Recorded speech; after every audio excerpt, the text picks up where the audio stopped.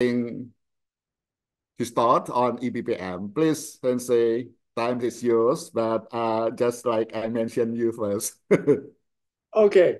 Thank you very much for your kind introduction, Eko-san. And well, first of all, I really would like to thank, Pak Adiyoso-san and Eko-san and all the Bappenas representatives for giving this wonderful opportunity for me today. And it is indeed my great pleasure actually to share with you all this idea of EBPM, the paradigm shift that we are going through in the policymaking arena actually. So, well, I know it's a very early morning in Indonesia right now, so I should say like selamat pagi, selamat pagi. Okay, all right. Selamat pagi. Selamat pagi. Selamat pagi. Okay. So, thank you all for actually being here. So, I really hope my talk today is going to give you some insight that you're going to be using, like policy making, in the future. Hopefully starting today. All right, so let me start sharing my slide. Okay.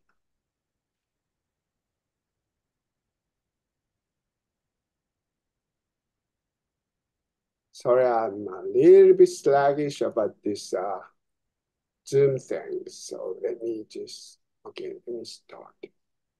Take your time. No need to worry. Thank you. I only have half an hour, so that'll be 40 minutes. Yeah. Okay. I know what I do. Okay. Okay. Yeah. Good.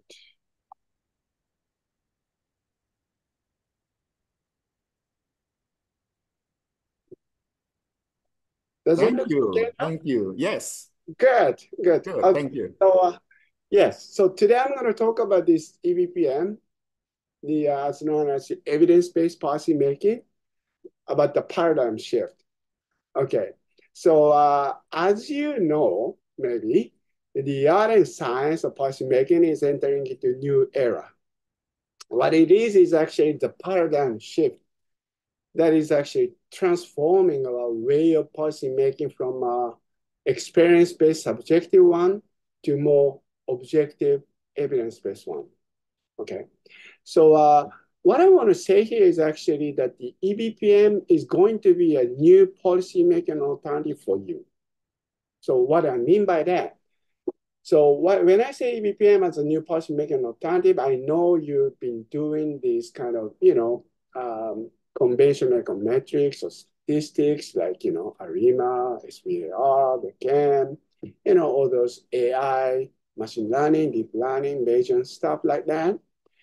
And at the same time, you may be doing those more theory-based methods like, cost-benefit analysis or like modeling, simulation using CGE, DSGE, stuff like that.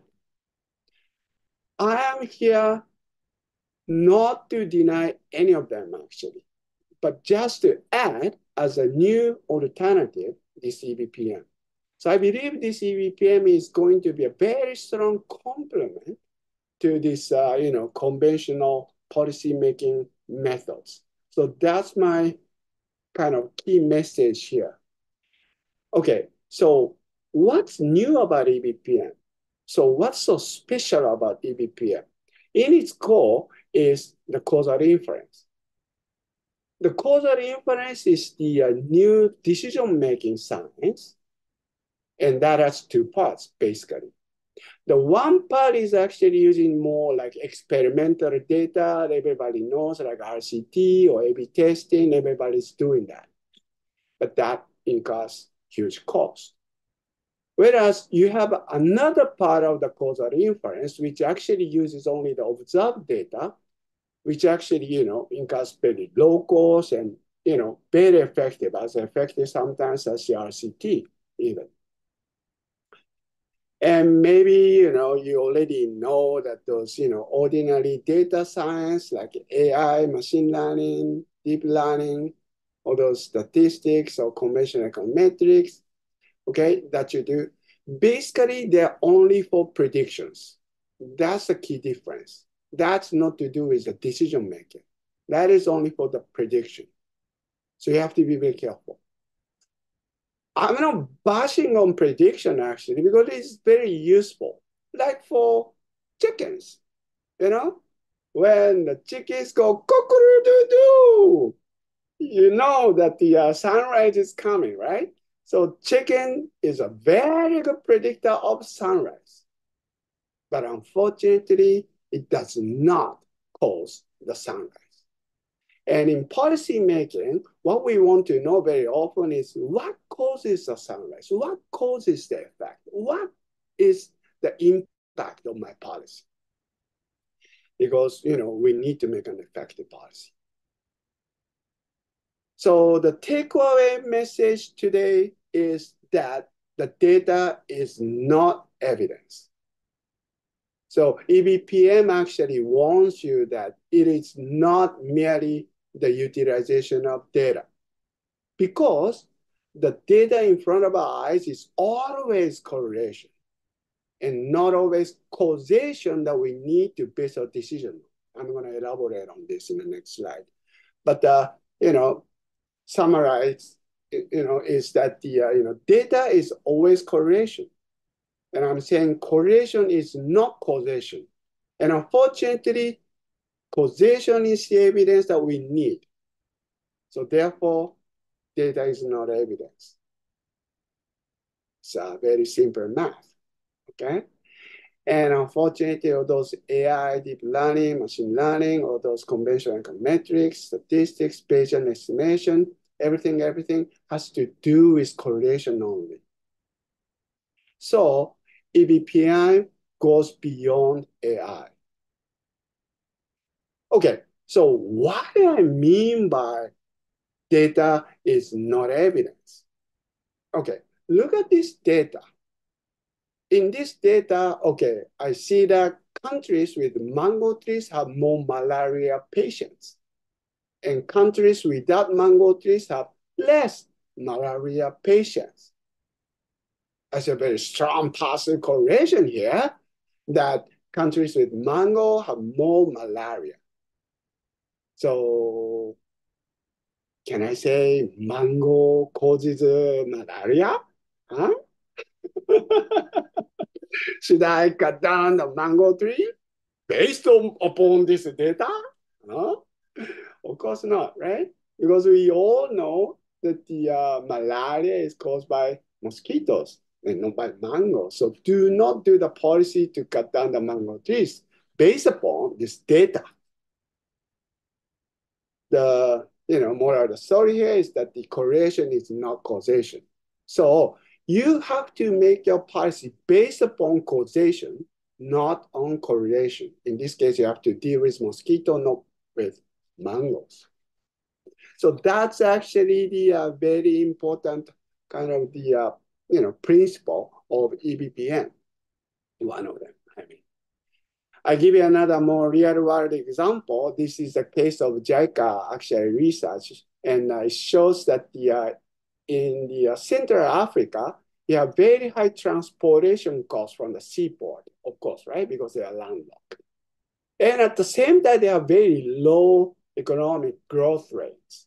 So you can see clearly that you can see clearly that those countries with high transportation costs have low economic growth. And if you compare like worldwide, you can still see that the Central Africa has very high transportation costs. And due to that, maybe they have low economic growth. So you can go like, okay, this high transportation cost in Central Africa hinders the economic growth, maybe. So we need transportation infrastructure policy there, okay? But that's usually like, conventionally you make policy maybe, but not so fast, okay? You need EBPM to conclude that, because this is just the correlation of the causation, unfortunately. This is just the data. So I want you to notice again that the data-based policymaking is not the evidence-based policymaking. So as we have seen, without comparison is not going to get you the evidence. And similarly, I'm going to give you the example later. Before and after the policy does not give you the evidence neither. Because data is always correlation and not always evidence.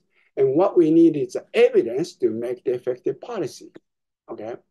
So let me actually talk about this kind of the cartoon example. I'm sorry again to elaborate on this before after is not evidence principle. So look at this guy. Okay, it's like me, having a little bit of hair problems. Okay, and this guy has been using this hair medicine for many years. And look what has happened to him. Oh my God, no change, no change. So this guy is going like, oh, this medicine does not help. Oh my God. Okay, but one night, the God came to his dream and he told him the truth. Okay, Mr. One Hair, if without, I tell you the truth, this is what would have happened to you. Oh my God, oh my God. Now I am glad that I used the medicine. He changed the view. He changed completely from here to here. Why? Why is that? Because we all know that this is the causal effect. Technically speaking, you have to compare your actual outcome to your counterfactual outcome if you want to get the causal effect, the causation. So this tells you that, comparing before and after cannot give you the causal effect that you need, unfortunately, okay? However, there's one caveat here, okay? The God and this counterfactual here, okay? These are all unobservable. We want counterfactual. Counterfactual is what we need, but this is unfortunately unobservable, okay? So what's observable is the actual outcome today and actual outcome before. So that is the reason why we are so tempted to compare before and after, even though it's wrong.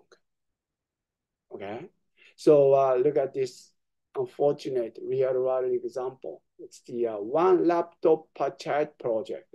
Actually, this project was initiated by a famous professor from a top university in the United States. And what it did is actually to distribute a laptop computer to each student in the development countries. And they found out that the student attendance and academic performances all went up than before, after the distribution. Something is wrong here, right? Yeah, they're doing the before after comparison. Oh my God, this is dangerous. I see some bad sign, but they pushed it further. So they started this project like gigantically in 2005. And, international organizations, many governments and firms joined the project. And those big tech companies actually made even the specific personal computer for this project. Oh my God. And Peruvian government spent $200 million solid dollars on this project. Okay. And they found that look at that. Those students with a laptop has higher score, and those without have lower scores. This is bad, right? With mango, without mango is bad. Without cannot give it evidence. Okay, so I feel some danger here. Okay, so what I actually am going to, tell you is the hero here is the IDB. So IDB is the Inter-American Development Bank. That's like the American counterpart of ADB, the Asian Development Bank. So they came in to do the field experiment. actually, and found out that the distribution lactose had no impact whatsoever in Peruvian students' learning. Oh my God. Oh my God. So based upon this positive impact evaluation by IDB, many countries have decided to withdraw from the OLPC. So this is one bad example of EBPM. Good in the sense that without IDB, we didn't know about the truth.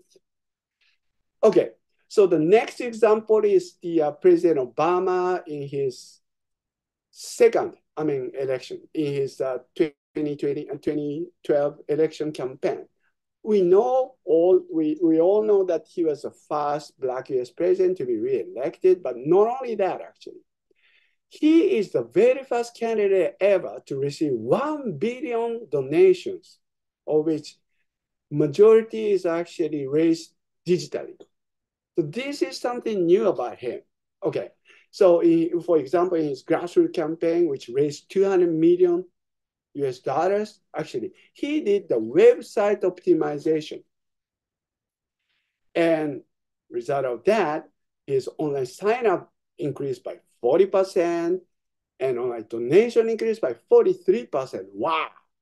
So this is one example of the website optimization done by Mr. Obama.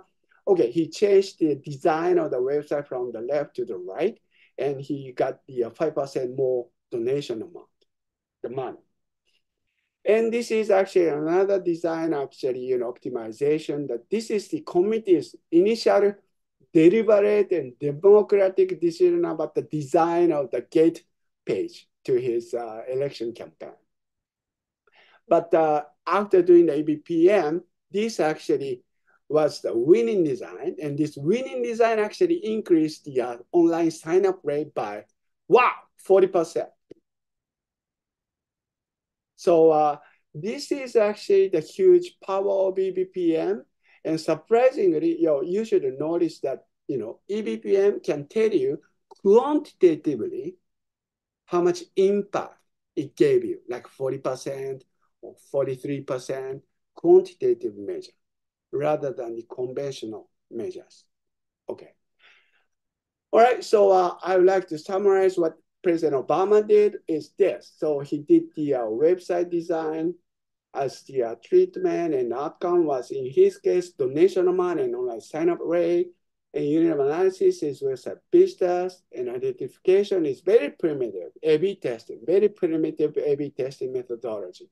Okay, and the result is like that. So I would like to summarize the EBPM scheme description in this 5 key items format, because it's very clear what it is all about. So this is something standard that I made. Okay, this is like trademark or the copyright of Yoshida. Okay. Anyway, he raised 60 million more due to that. It's a huge amount of money. Okay, I give you another example. This is the last example of EBPM from Mexico. So Mexico government did this conditional cash transfer policy, actually, to fight against poverty. Actually, this is to actually help those poor kids in the poor households, to eradicate the poverty, and at the same time improve their health and education status. And this is the initiative by the World Bank. And what it's all about is actually, this is the result-based financing program. What is that? Okay, it's like this. So you have to actually do something, like if you have a pregnant woman in your household, she has to be visiting the hospital regularly. Or if you have kids in your household, your kids must be attending school regularly in order to get this subsidy from the government. That conditional cash transfer program. Okay, so what this World Bank did is to divide the households into 2 groups. One is conditional cash transfer. They have to meet this criterion to get the money. Another group of households are unconditional cash transfer group, which are given money, no condition, no question asked. Okay, and by doing this, actually, they found significant health benefits on both kids and adults.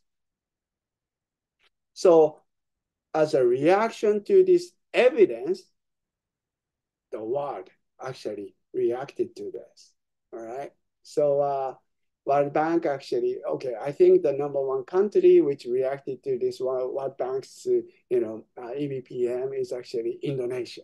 You know, PKH. I hope I'm pronouncing it correctly. That's Program Kerja Harapan. Am I pronouncing it okay or not? I don't know. All right. So that's actually started like this. So actually, this program started as the reaction to the EBPM in Mexico. And then, Cambodia followed the same thing. Okay, so that's another example of very successful case of EBPM in the world. All right, so today's talk, okay, I'm gonna talk about all this, and that is EBPM is just a new policy-making alternative, and EBPM in its core is causal inference. There is no evidence, like I told you, and EBPM examples in the real world. Okay, so actually I'm pretty much through, halfway through on my talk today. So now let me talk about then what is causal inference? Then what is causality? And what is the identification strategies? And what is 5 key items? Okay, then I wrap up my talk today. So what is causality? What is causal inference? Okay, if we're gonna be talking about something like, when you step on the gas pedal, the car moves, okay? So the spin on gas has the effect of car moving. That's very clear causality because so immediate, it's so kind of straightforward. But when it comes to something like this, okay, should we let children eat breakfast every morning? Does that going to improve their academic performances? All right, then it's a very delicate program. All right. So to get at the the evidence, what should I do? Okay, so I would ask my friends, are you eating breakfast? Yes, and they all got high scores. Do you think this is the evidence? Maybe not. So I asked 50 classmates, all of my classmates, and I found out those who eating breakfast got higher scores. Can you say this is evidence? Still not 50. So I went to the government statistics of Japan. It covers the entire set of, school kids, primary school kids in Japan, a million, big data. And this big data shows you this, okay? So the average test score of those kids with breakfast is very high, much higher than those without. Can you say this is evidence? No, right? Because it's without. So it's very dangerous to conclude from this simple comparison of with without that. Okay, then we should let students eat breakfast. That's a bad policy making, like I told you, okay? Likewise, all right, by looking at this difference, like somebody statistician, and talk about, okay, is this difference statistically significant or not? Who goes typically the scary math of like a hypothesis testing. That's also nonsense. There's no point in talking about the difference, comparing these numbers, okay? So unfortunately, those with the breakfast got 53.2 and those with the breakfast is 71.3, the difference 80.1 points, okay? So is this difference statistically significant? Or is it just by chance? This is the typical question of statistical inference. But we now know that before that, we have to ask, can I compare these two numbers from the very beginning to talk about the effect of the breakfast. Can we do that? That is the question of causal inference. Okay, and this is very much important because, you know, you got this lady, okay, with statistics is shooting an arrow, bang, and she's going like, did I hit it? Did I hit it? Did I hit it? Oh, Miss Statistics, that is not your target. This is your right target. Okay, this kind of thing can happen anytime. All right, if without the causal inference. So let me actually, you know, summarize here again. So the correct data science, EBPM, is actually to find out what the right target is, to identify what the right target is among all of those comparisons, okay? That is, which one is going to give you the causation, not correlation. That we call the identification. And then only after then, we're going to be doing the estimation to check, did I hit the target? Comes next, the second, right? So all those scary math of statistics actually, okay? That's all about the statistics part, estimation part, all right? And the causal inference is a much bigger picture, including this estimation as its part, okay? So causal inference is consisted of number one, identification, and number two, the estimation part as its part. So again, AI, deep learning, all those statistics, econometrics, all have to do with estimation only, not to do with the identification. So therefore, we have to go beyond AI. Okay, so my actually, you know, bottom line is that you know, as I hope you remember that the causality is the difference between the actual and counterfactual outcome, right? Remember, right? So what was the counterfactual? The counterfactual was what would have happened if without the treatment. That's the counterfactual. And that's not the status before the treatment, nor the status of another unit without the treatment, okay? However, because the counterfactual is something which did not happen in reality, it's unobservable. That is a problem. That is a problem. So it's unobservable. You cannot observe. Okay. So I know that causality is the difference between the actual outcome and the counterfactual outcome. I know that. But you're saying counterfactual is unobservable. What you gonna do then? What you gonna do? You say counterfactual is unobservable. What you gonna do? Then you have to do the causal inference identification strategy because it can reveal you the unobservable counterfactual. Okay, there are a bunch of identification strategies like that. Of course, a famous one is randomized experiments because it's so easy. Okay, and you know, RDD, IV, matching, DID, those are the causal inferences identification strategies that are much better than the ordinary data science, okay? And one caveat here is that you have to know that the some identification strategies are better, still not perfect. So you really have to know what it can do and what they cannot do, the limitation of them. It depends, all right? But by and large, I would say RDD, IV is a very strong identification strategy. It can do so many things with low cost because it uses the secondary data. Okay, so I'm sure that the Farida-san is going to give us the you know, very real-world example of this RDD in her talk, which is very strong. So I am going to actually, you know, leave it for her. But, you know, that's actually the, you know, preview of the what we can do in EBPM. So this is the what the 5 key items looks like in the EBPM, which is a roadmap to the evidence-based policy making.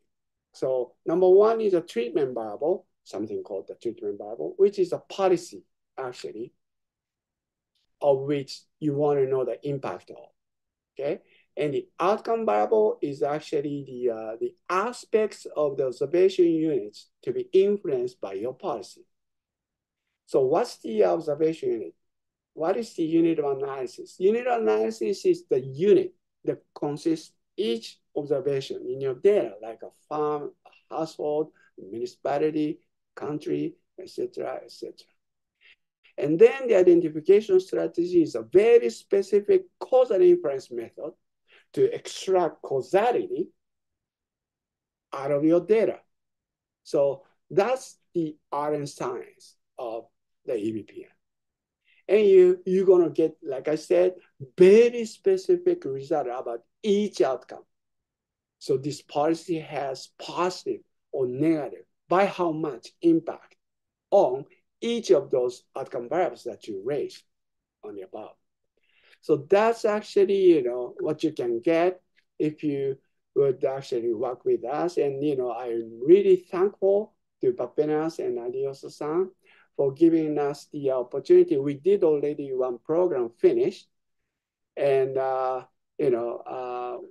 Farida-san is going to give us the, very good overview of what we did in a program, training program.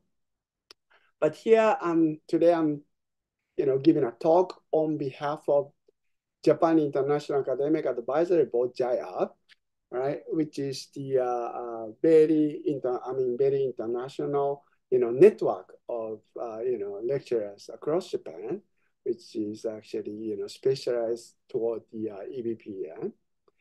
So, in case if you want to know more, please actually contact either the chief of the JIAB, who is Professor Takahiro Akita, and program manager, Ishi Yokota. I think he's online somewhere today. If we have time, maybe we can actually talk about it. But anyhow, okay. So I think it's about time. How much time we can spend? Half an hour or so? Yeah, you still have time, maybe 5 minutes, 10 minutes at most. Okay, I donate this time for you then. Okay, okay. Okay. So, yeah, this is actually just a preview, unfortunately, Eko-san. I really wanted to go inside of this, EBPM methodologies and identification strategies, but unfortunately, we don't have time today. So hopefully, we can talk about it in a training program in the future.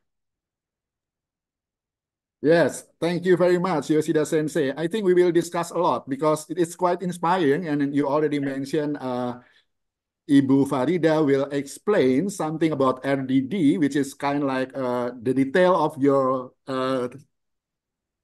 idea this morning. And then I would like to invite Ibu Farida. Ibu Farida have attended ABPM training in Hiroshima University in 2023 and received best presentation. So I believe Bu Farida can make it simple for us because